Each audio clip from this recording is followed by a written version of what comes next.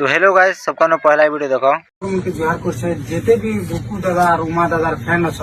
सबके उनके जुहार कर कहते तुम गोड़ धर कहते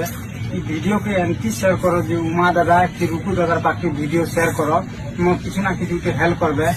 देखी पार्थ मोर गोड़ छिड़ी जाइए भाई आमके टिके हेल्प मांगी दिला जार गोड़ माने माने छिड़ी जाइए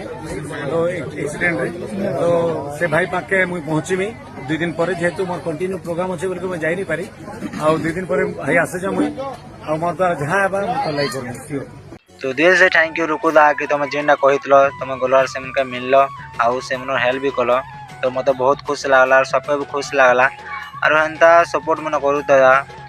सबके सबकर प्यार तुमर ऊपर अछि। आ गुटे कथा कहबाले चाहू छे कि उमाकांत दा असन से मन टी जिगर मिलले बहुत भल है तापुनी आउ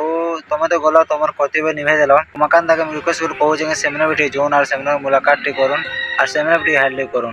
बेले किए भी न जोन एतिले टी करूँ उमाकांत दा तो वीडियो शेयर हबार कथा गाइस एते शेयर करो बाय गाइस।